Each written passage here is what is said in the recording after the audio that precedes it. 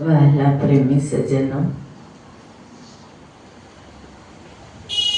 આજે ગુરુવાર. પ્રથમ નમો ગુરુદેવને, જેણે આપ્યું નિજ જ્ઞાન. જ્ઞાને ગોવિંદ ઓળખ્યા, તળે ગયું દેહ અભિમાન. આ ક્યારે બોલશો નહીં. હરે ગુરુ સંત કૃપા કરે, હરે ગુરુ સંત કૃપા કરે. હરે સકળ સંતે, તો બધાય સંદેહો હરી. પરમ પુરુષ પરમાત્મા હરિ ગુરુ અને સંત શું છે? પરમ છે.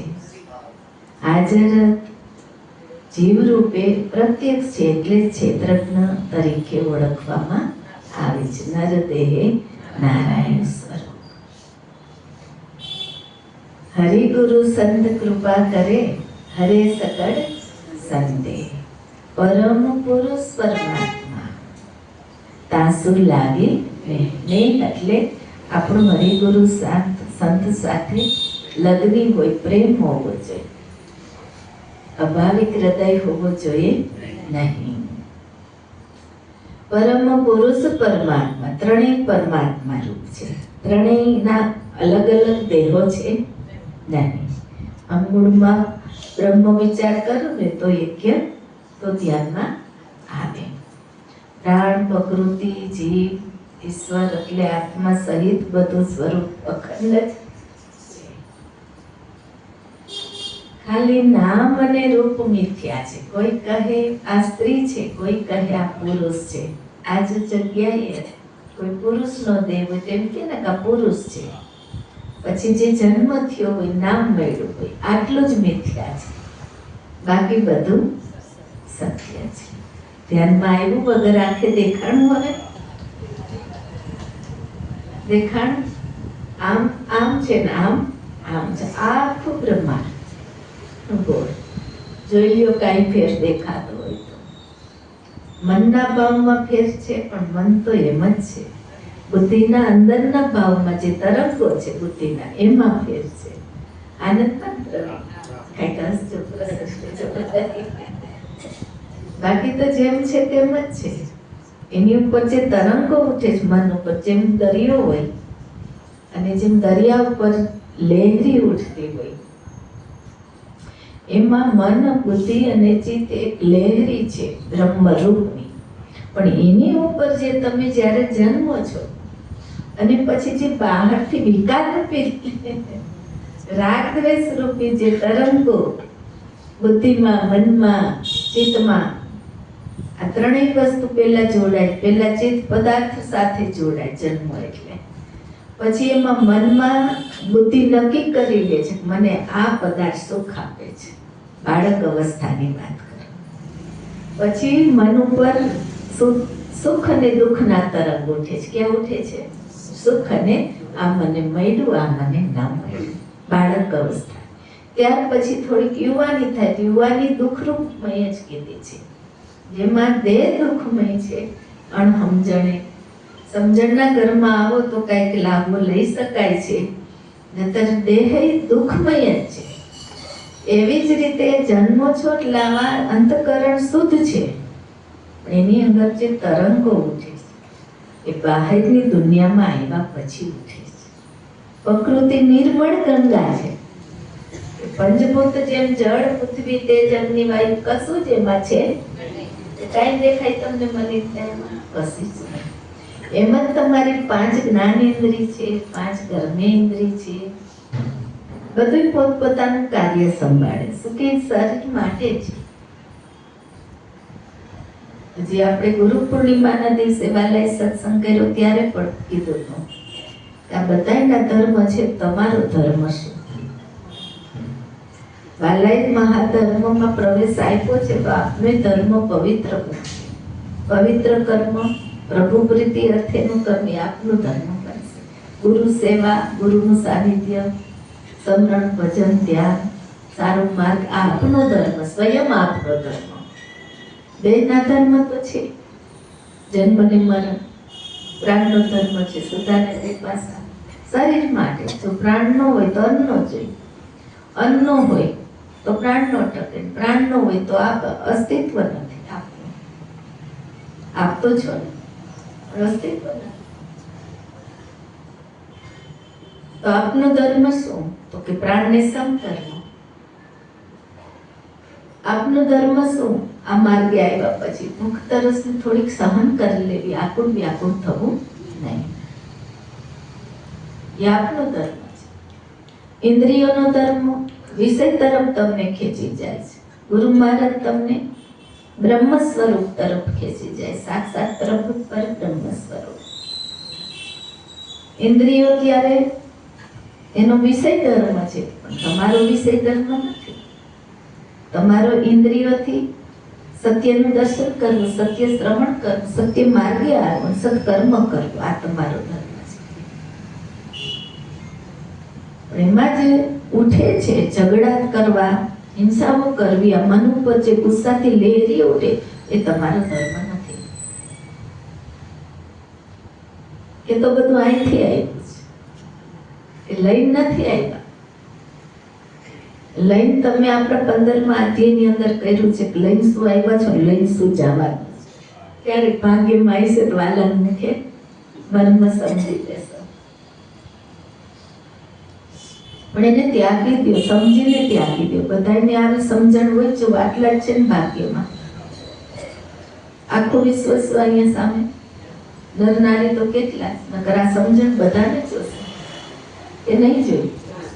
પોતાને શાંતિ મળશે, સુખ મળશે, પોતે જેની સાથે રહેશે એને શાંતિ સુખ મળશે, એને સમજી શકશે, પોતે સમજી લેશે.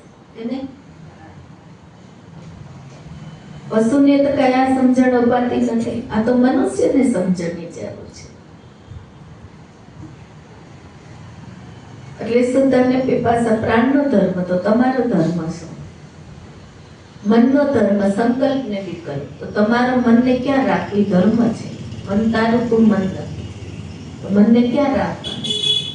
સંકલ્પ વિકલ્પ ના, ગયન અવળે માર્ગે ના. મનમાં કેવા તરંગો ઉઠવા જોઈએ, તો સાક્ષી તમે છો. તમને પ્રગટવાલાએ સાક્ષી કર્યા, તમે સાક્ષી છો, તમે જોનારા છો. તો જે તરંગો ઉઠે છે એને આપણે જોનારા છે. તરત ગુરુજીને જે યાદ કરે એના તરંગો શાંત થઈ જાય, બીજી વાર ઉઠતા.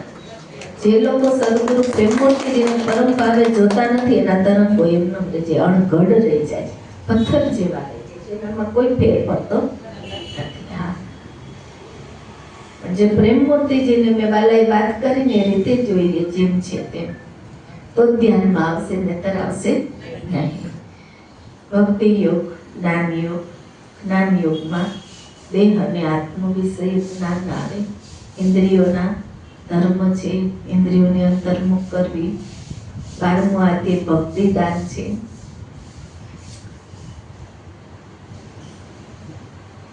સમય તો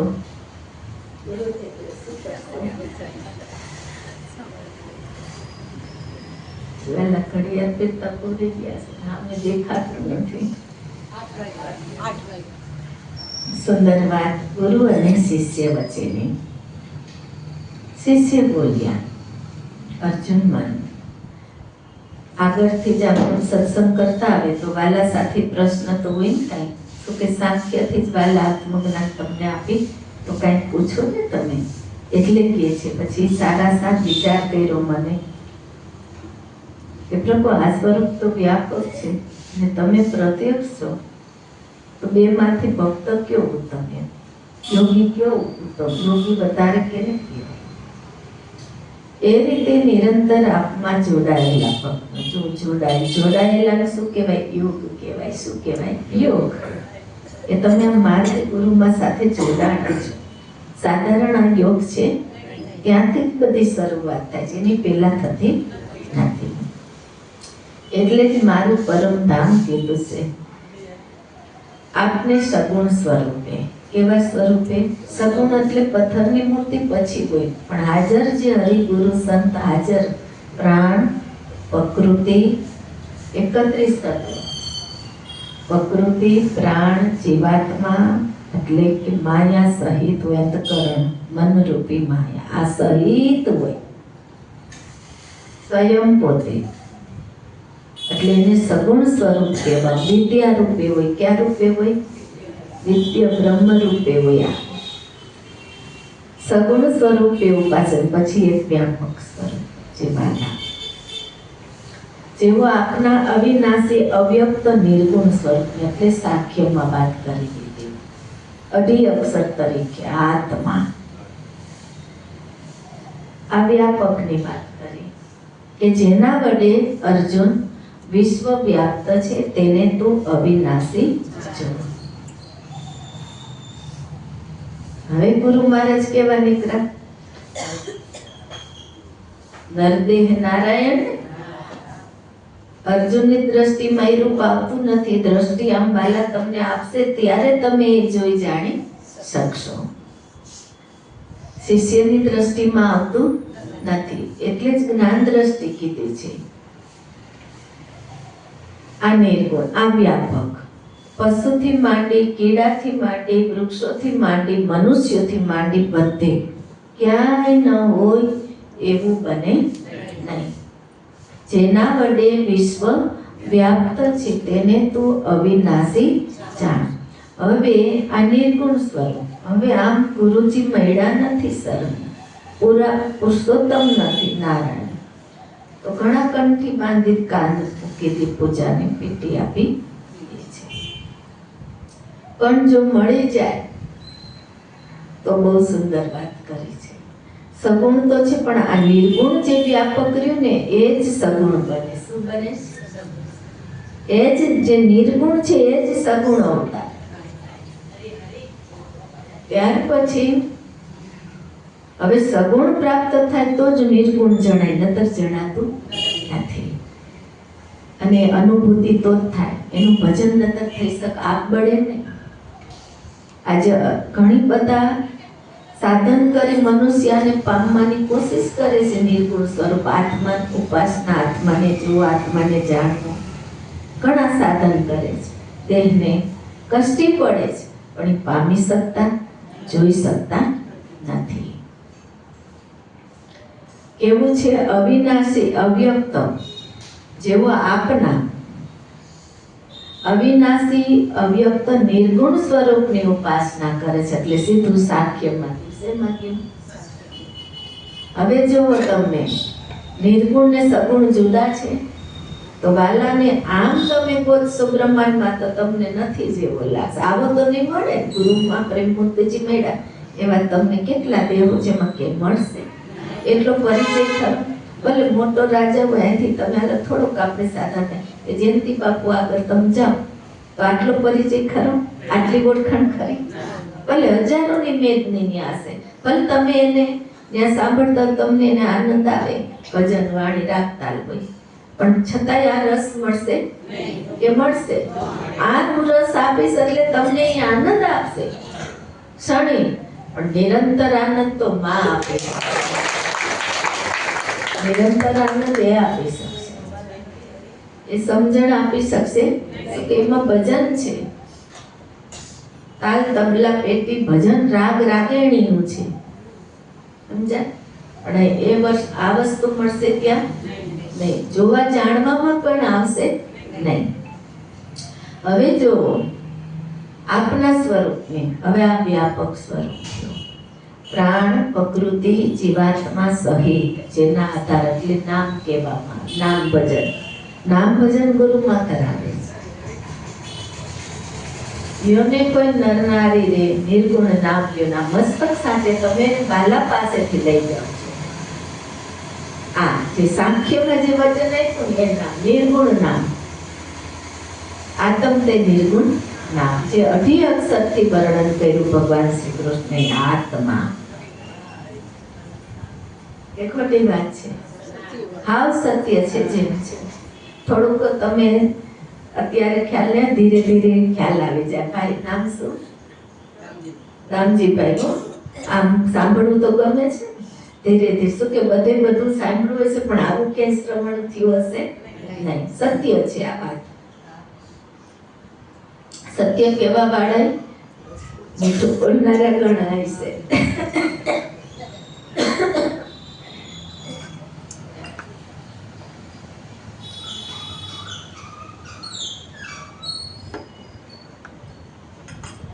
એટલે જ આને અનુભવ જ્ઞાન કહેવાય છે. વિજ્ઞાન સહિત શું કહેવાય છે? શિષ્યને કહે છે, હે અર્જુન, હું તને વિજ્ઞાન સહિત અનુભવ જ્ઞાન કહું કે જેથી તારું કદી અકલ્યાણ થાય નહીં.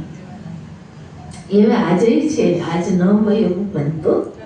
ધર્મની સ્થાપના કરવા માટે તો કાલાનું અવતરણ છે જ, છતાંય માના ગર્ભમાં આવતો નથી. એટલે નિરાંત મહારાજ બોલી ગયા છે, અમે હે જોગી અલખ અનાદિ પાર બ્રહ્મ સે પારા, નામ રૂપ ગુણ નહીં હમારે, કબહુ ન ધર્મ અવતારા. નરદેહ નારાયણ છે. લ્યો, આ કેવડી ઊંડાણપૂર્વક દ્રષ્ટિ. અમે હે જોગી અલખ અનાદિ. કોક વિરલા કે મને લક્ષ્યમાં લઈ એ હમણાં આ સ્વરૂપની વાત આવી એટલે ક્યાંય ગુરુ શિષ્ય વચ્ચેની ગોષ્ઠી એ જ હતી. હમે જોગી અલખ અનાદિ પાર બ્રહ્મ સે પારા, નામ રૂપ ગુણ નહીં हमारे ने कबहु न धरहु अवतारा.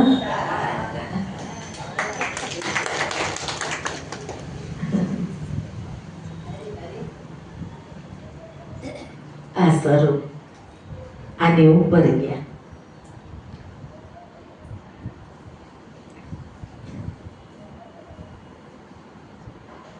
શ્રી ભગવાન બોલ્યા, નિત્ય મારામાં મન જોડી. શું જોડવું પડે? મન. મનનો સ્વભાવ શું છે? જન્મ ત્યાંથી ચંચળ, વિફળ, ઓખર કરવાનો. કેવો? ઓખર. સારી વસ્તુ નહીં લેવાની. ઓખર એને કહેવાય? કયું છે ઓખર? કોણ કરે? કોણ કરે? ગાય. ગાય ઓખર કરે.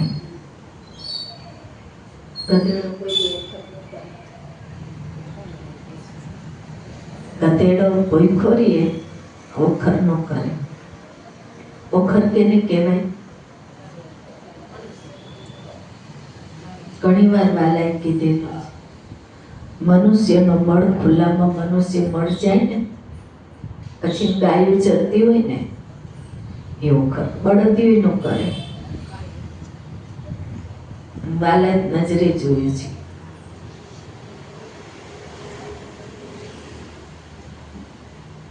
મનુષ્યનું મળ હોય ને એ ગાયો ખાય.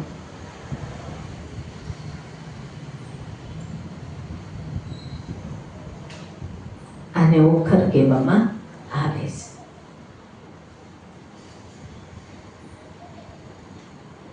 મન એવું ઓખર કરે. ગુરુ પાસે પહોંચી જાય ને તો એ ઓખર કરવાનું, પછી ઓખર કરતું નથી. શેમાં લવલીન થઈ જાય છે? પરબ્રહ્મ સ્વરૂપમાં લવલીન થઈ જાય છે. એટલે કીધું મન મારામાં જોડી. જોડવું પડે, સરનું લેવું પડે. આ પડે કે મન જોડાય ન જાય તો અર્જુનભાઈ નું મન જોડી દે આપણે તો વાલાનો આશ્રય લેવાનું શું કારણ છે? હરિગુરુ સંતોનો આશ્રય લેવાનું કારણ શું? મહાત્માનું. મારા પરાયણ થઈ પરમ શ્રદ્ધાથી. કેવી શ્રદ્ધા હોવી જોઈએ? હરિગુરુ સંતમાં પરમ શ્રેષ્ઠ એકનિષ્ઠ શ્રદ્ધા. શ્રદ્ધાથી અસંભવ કામ તમારા સંભવ બની જાય છે. અસંભવ હોય એ સંભવ બની જાય શ્રદ્ધાથી. ગમે ત્યાં તમે પ્રેમ મૂર્તિજીને યાદ કરો આ સ્વરૂપે. અનુભવ કરવો હોય તો કરી લેજો. સંકટ સમયે પણ સાધારણ સ્ત્રી, સાધારણ પુરુષ એ ભાવથી નહીં. જેમ વાલાએ બતાવ્યું એ જ અંતકરણમાં ઉપાસનાને ભાવોમાં અને કીધું એમ આચરણ હોવું જોઈએ. રેણી ન હોય તો રેણી વગર રામ રીઝતા નથી. એમને હું શ્રેષ્ઠ યોગી ગણું છું. શું કે જોડાણ થયું? આશ્રય લીધો, યોગ યુક્ત થયા. કોઈ પથ્થરની મૂર્તિ નહોતી, તો મનુષ્ય યોગયુક્ત થઈ શકે. બધી ઇન્દ્રિયોનો સંયમ કરી જ્યારે આ સ્વરૂપમાં સ્થિત થવા માટે, ભજન સ્મરણ ધ્યાન કરવા માટે સર્વમાં સમબુદ્ધિ ધારણ કરે તો કઈ બીજા વિચારો આવતા નથી. સમબુદ્ધિ એટલે શું કહેવાય? મારા જેવા જ પગ છે, મારા જેવી જ હાથ છે, મારા બધું જ આખું રૂપ જ મારા જેવું છે. સર્વ પ્રાણીઓના હિતમાં લાગેલા. કેટલા પ્રાણીઓ જગતમાં? મનુષ્ય પ્રાણી એટલા, પશુ પ્રાણી એટલા, પણ બધાયનું હિત કરવું જોઈએ. પણ હિત ન થઈ શકે તો કાંઈ નહીં, પણ અહિત કરવું જોઈએ. કેટલા છે? મનુષ્ય પ્રાણી, પશુ પ્રાણી કેટલા છે, અને પંખી પ્રાણી, એમાંય પ્રાણી કેટલા જગતમાં. પણ હિત કરાય, પણ અહિત તો કોઈ દી કરાય નહીં. અને હિત ન થઈ શકે તો કાંઈ નહીં, પણ અહિત તો કરવું જ નહીં. અને તઈ વાલો સાંભળી લે વાત, એટલે ક્યાંક કાચા પણ આપણું જ હોય, આપણે જ બરાબર પાકા બન્યા હોય નહીં. એટલે અહીંયા કહે છે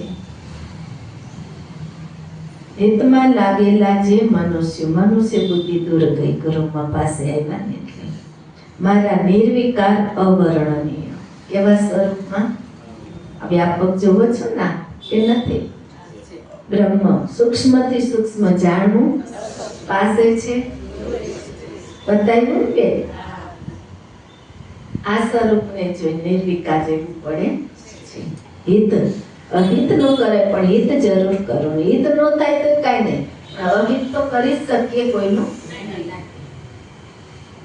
અને ત્યારે તમારું ભજન સિદ્ધ થાય છે, અને તમે ખુદ સિદ્ધ બની જાઓ છો. ત્યારે આ તો જે વ્યાપક છે, આ વસ્તુ પમાતી નથી. આ તો માં મળ્યા એટલે તમે લાભ લઈ શકો.